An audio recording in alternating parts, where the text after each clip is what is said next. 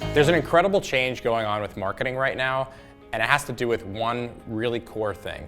Customers are moving from captive to being in control. It used to be that if you had an ad or you had some marketing content, that you had an automatic audience that was going to engage with it, look at it. They had no other choice. The customer was captive. Fast forward to today, customers are now completely in control. They're empowered. They get to engage the things that they want, and they get to avoid the things that they don't want. Now, this is something that can create a big challenge for a business, but it also opens up the door for incredible opportunity, because if you can create something that's highly valuable to your customer, then customers will actively pursue you, engage with you, and start to build a relationship. This is the foundation of something that we call customer-first marketing. To do customer-first marketing, it starts off with some very fundamental core questions. In the old way, the traditional way of marketing, you'd start a campaign with questions like, what are the products that I have? How am I going to sell them? How am I going to get them to buy more of them? And in a customer-first marketing type approach, you're thinking about a totally different set of questions, which are, who are my customers? What are the problems that they have? Where are they looking to solve those problems? How are they getting solutions today? And when you start your campaigns with the problems and the questions of a customer, you take a completely different approach. You think about your customer's needs instead of your business needs. You use the voice of the customer instead of the voice of yourself or the internal voice. You start your programs from the outside in instead of the inside out.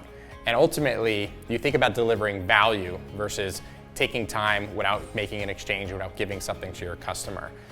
Customer-first marketing is a bit of a new way of thinking. I used to think about things like paid and organic. Customers like organic, but paid is where we spend our money. However, when you really think about what customers really want, is that they want value. So that equation is no longer paid and organic. That equation is something delivering value or is something not delivering value? There are a lot of ways to take a customer-first marketing approach to your business. Some of them are tactical, some are strategic, and it really could be easy to get started. Like, for example, are you using the words of the customer or are you using your own words? Even as simple as just changing some of the names of your products or changing the names of some of your categories or any types of content. Just use the words that people use. If you use the words that people use, they can associate with it, and also they can get found in places like search engines like Google and YouTube. To truly do customer-first marketing, you have to put yourself in the shoes of your customer. You have to think exclusively about what they want.